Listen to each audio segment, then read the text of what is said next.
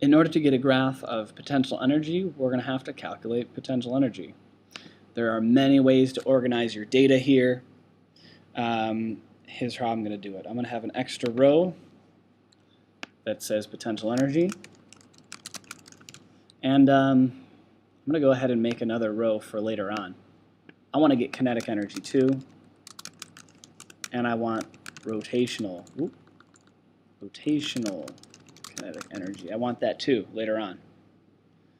Today we're just looking at, on this video, we're just looking at potential energy. Pretty straightforward. So it's going to be, we know that potential energy is m times g times h, but we have numbers for each of those. M is 0.0283. I need to double check that. Was it 283 or 2? Yeah, there we go. 0.0283. 0.0283 times 9.8 times the height. And like we did before, we're going to use B2. So there we go. We have potential energy. I drag all the way down. I'll have all the potential energies for all the points. Again, nice to have a little zero there. This is just to make the graph set its own bounds. It makes it a little simpler. Okay, to get the graph, click on A at position. Hold Control. Click on the letter that's above your potential energy, and we go through the motions. Insert, dots, dots. Look for the dots. Mine doesn't look very great, but of course, I picked random heights. You should have a different shape. It'll be a little bit different. There's our 0, 0 point, and it causes the graph to start at 0. That's what we want. You know what, I think we can keep going with this pretty short video, so let's keep going with the other two. So there's your potential energy graph. If you want to delete it, which I'm about to, you just click anywhere and you can press delete. Sometimes it gets fussy, so you can just drag it off to the side if you want to keep it. In fact, I will. Leave it over there. Just leave it over there and forget about it. Okay, kinetic energy. We know that it's 1/2 m, 1/2 times m times v squared, but we're going to get a little more, a little better about that. We like to use 0.5. Mass is 0.0283. And velocity is distance over time.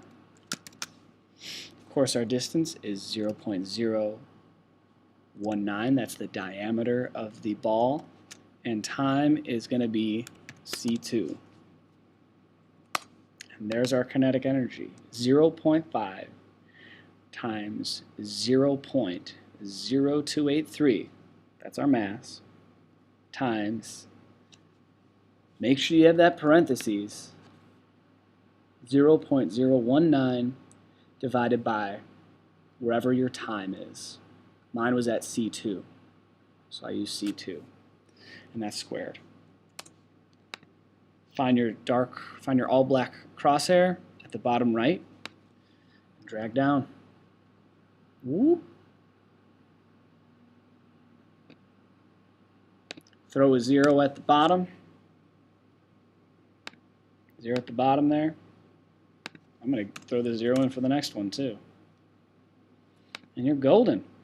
Make sure, I like to check to make sure it worked, so it looks like that one went with C3, that's good. This one went with C4. Something that very often happens is like I'll click something like this and I'll go click in another thing. It starts messing around. Hit Control Z if you make a mistake.